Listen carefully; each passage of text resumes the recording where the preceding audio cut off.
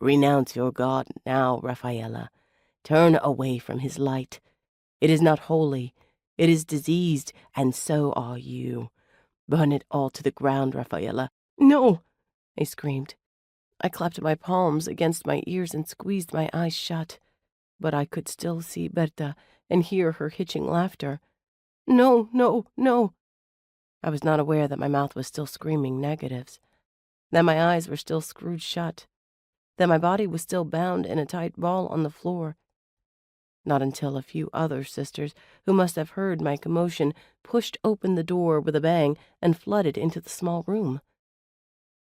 One sister, an older one, crouched beside me. Her knees popped and crackled grotesquely. The hand she placed on my cheek was dry and papery, and it reminded me far too much of Sister Faustina and her mummified fists.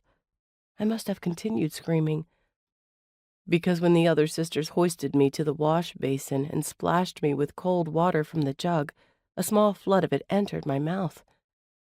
I only stopped screaming when the water set me to spluttering, and I spat into the basin. When I came back to myself, I turned from the basin to find 4 sisters looking down at Berta's body on the bed. The older nun, who had brushed my cheek, was crossing herself, while another whispered a prayer aloud, an appropriate reason to break the silence, unlike my own screams. Our Father, may Sister Berta ascend into heaven to serve you for eternity. Protect her passage from this world into the next. God have mercy on her soul. Amen. I crossed myself automatically and bowed my head. After a few moments, I allowed myself to glance at Berta. Her lean body on the bed already appeared shriveled, her face hollow and gray. Surely this was not the body of a woman who had spoken to me with such force only seconds before. Of course, there was the question that troubled me. Had she really spoken at all? Shivers crept up my spine, fighting the sweat that sheeted down in torrents, causing my habit to stick to my flesh and making me long to scratch myself violently until my nails drew blood. One of the sisters pulled Berta's sheet reverently over her face.